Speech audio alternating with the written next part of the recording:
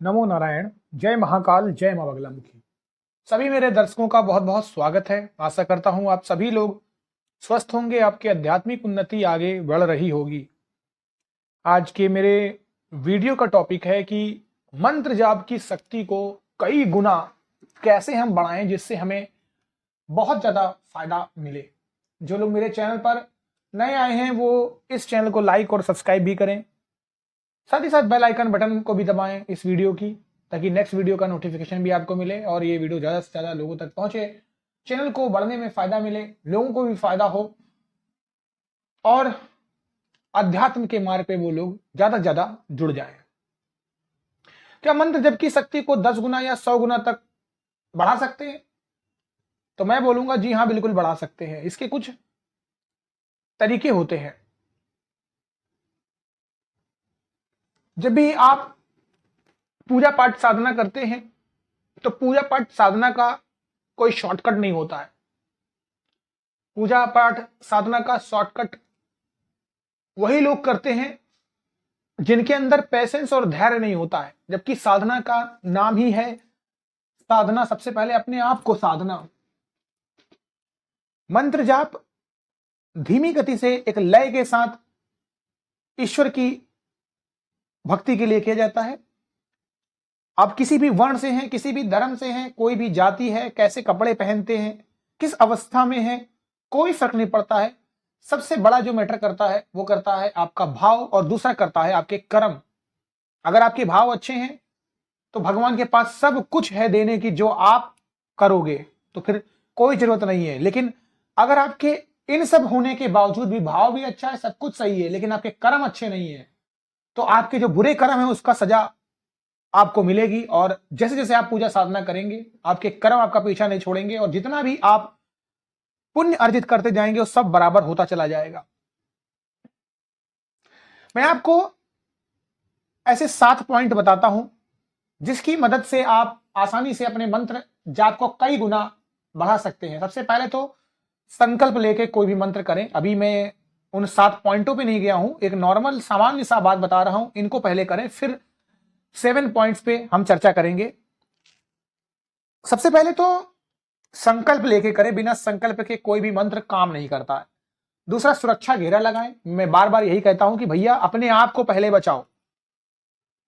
मंत्र और खास करके वाम मार्ग की साधनाएं, तंत्र की साधनाएं कभी भी कोई कौतूहल के बस मत करें। ये कोई सामान्य अध्ययन नहीं है कि बुक में पढ़ा बस चालू हो गए, कहीं से भी कोई मंत्र उठाया चालू हो गए। शक्तियों के साथ छेड़खानी, मंत्रों के साथ छेड़खानी आपको लॉन्ग टर्म में नुकसान पहुंचा सकती है। हमेशा देवी देवताओं के कपड़े पहने, एटलीस्ट उनका आसन तो आप जरूर लगाएं, नहीं तो कलर्ड होना चाहिए जहां पर आप बैठते हैं। उनकी माला आप ले सकते हैं, उनको भोग लगाइएगा। हमेशा पहले प्रथम पूजनी जी को पूजिएगा।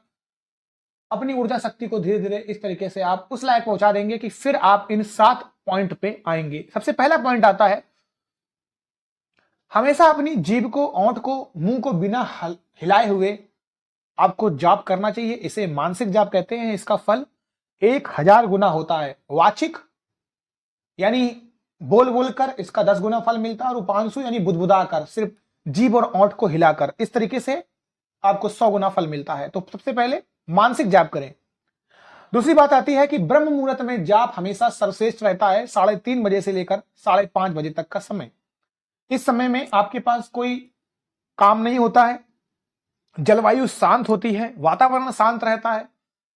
इस समय में देवी देवता विचरण करते हैं, यह अमृत वेला होती है।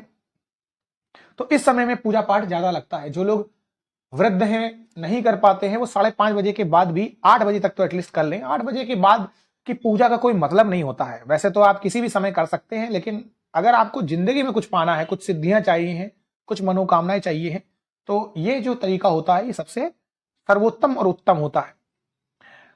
तीसरा पॉइंट है, एकादशी, अमावस्या या पूर्णिमा पर अधिक जाप करें। कोई भी अगर आप मंत्र कर रहे हैं, आप इन समय में एकादशी, अमावस्या, पूर्णिमा पर आप उसका जाप करेंगे तो वो मंत्र शक्तिशाली हो जाता है, प्रभावशाली हो जाता है। क्योंकि नॉर्मल में अगर आप 10 माला करते हैं तो आपको उसका फल मिलता है, जबकि एकादशी, पूर्णिमा और अमावस्या में केवल एक माला भी आपकी 100 माला के बराबर होती है। अगला पॉइंट है ग्रहण के दौरान और भी अधिक जप करें। ग्रहण के दौरान ज्यादा से ज्यादा आप जप करें, घर से बाहर मत निकले, इस समय में जप करना चाहिए। अगर आप किसी भी जलाशय, झील, नदी, समुद्र के पास इसका जाप करते हैं तो ये बहुत ही ज्यादा प्रभावशाली हो जाता है। और ये बात शिव महापुराण में भी है। अगर आप में से किसी ने शिव महापुराण पढ़ा होगा तो आप देखिएगा, उसमें ये साफ साफ लिखा हुआ है कि झील, नदी, समुद्र के पास ये सब चीजों का जो फल होता है वो अनगिनत होता है। अगर आप चाहें, ये सब चीजें नहीं मिल पाती है तो किसी पहाड़ पर या जंगल पर भी जाकर आप बिल्कुल मौन रहकर भी जप कर सकते हैं। छठा पॉइंट है मंत्र को अपनी सांस के साथ करें।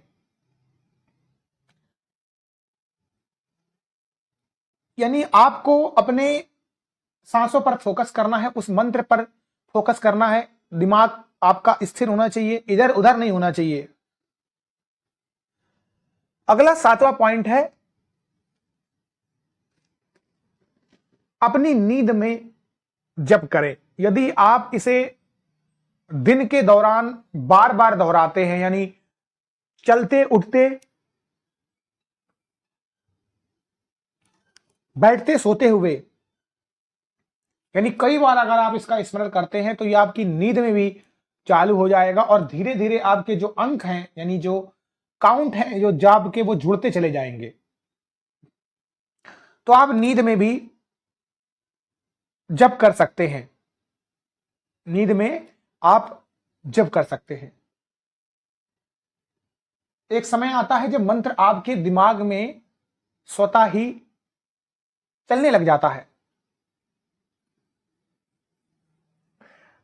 हम किसी को भी बुरा भला कुछ भी बोलते हैं तो हम अपने सारे पुण्यों को उनको दे देते हैं, लेकिन जब हम मंत्र के जाप को ही दिन भर करते रहेंगे, ध्यान ही नहीं देंगे, तो कैसे हम किसी के बारे में बुरा बोलेंगे। तो इसलिए ज्यादा से ज्यादा कोशिश करें कि आप दोहराएं।